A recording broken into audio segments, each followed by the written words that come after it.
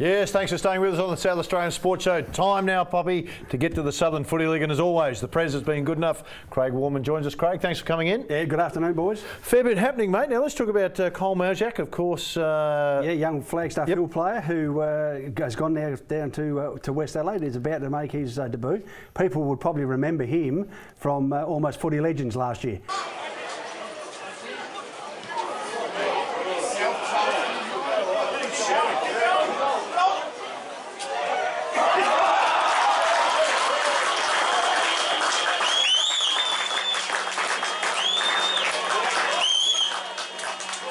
He actually won it. Goal of the year. Young Sudanese kid. Yes. Met him a couple of weeks ago, actually. Came into the West Adelaide Football Club and knocking on the door of a senior debut. Yes. So, although his goal was unique last year, he's obviously got some really good talent. And it's good to see, and he was represented in multicultural round in the league. It's good to see some of these kids coming through the system and really taking the next step. Yeah, very much so. And of course, $50,000 to a young kid, Sudanese kid who's now putting himself through university was a really good fill-up. Yeah, they're great athletes, so we have some in our program, and they're terrific kids as well, mate. Let's get on to the stuff that happened last week. Of course, the top two sides met and both went down. Flaggies, of course, were tribe match of the week. They lost to Morphettville. Yeah, to Morphettville Park. What's going on there, mate?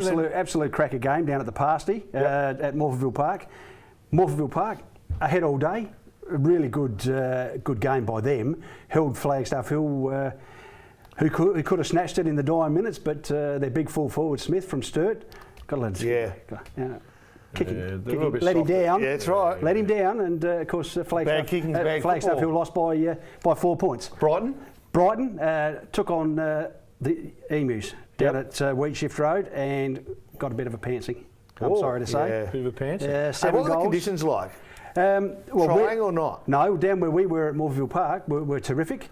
Reasonable sort of day, but talking to people at Brighton, Morphettville Vale are there or thereabouts. So just getting a few players back from injury at the start of the season. Because you sometimes see this time of the year when the conditions get a little bit trying, sides even up a little bit, and if it's not in your game, you can go down unexpectedly. In saying that, the wet weather's coming, and maybe it's this weekend. Yeah. But what about Hacker, mate? They had their first win. Yeah. Played on the siren. On the siren. Had a kick on the siren and got up by 5 points. So congratulations to the Hacken Footy Club. Other winners were Ranella beat Happy Valley, Christie's Beach beat Aldinga, Port Noarlunga beat Cove, and Noarlunga beat O'Sullivan's Beach.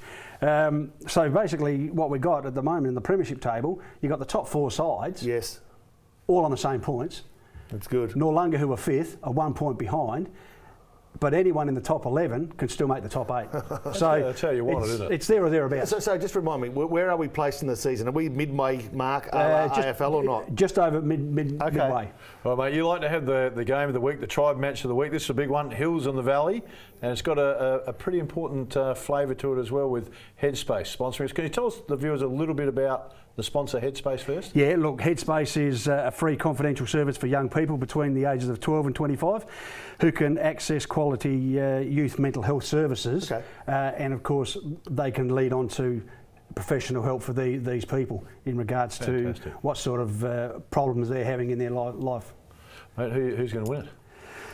Well, you'd probably have to tip Flagstaff Hill.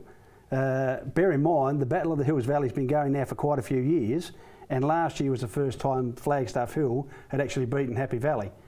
So there's a little bit hedging on this one. They only played once last year. The Valleys got beaten, so it's on their home ground this time, so they'd be looking for a little bit of revenge. All right, we know the Southern Footy League always innovative.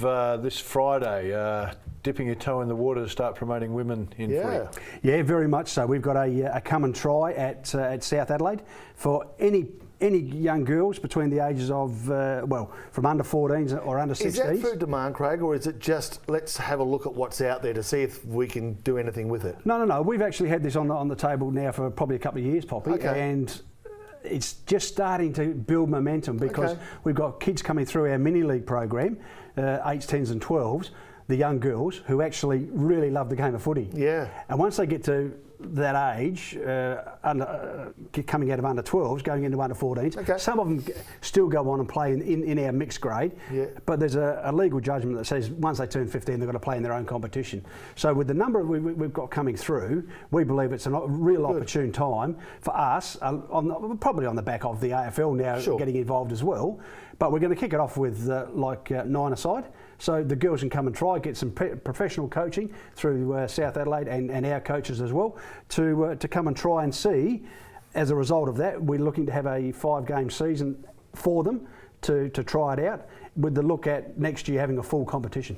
Mate, Southern Footy League, always on the cutting edge, always innovative. Stay with us, we'll be back. John Holland, the president of Drag Boat Racing, be our next guest. Stay with us.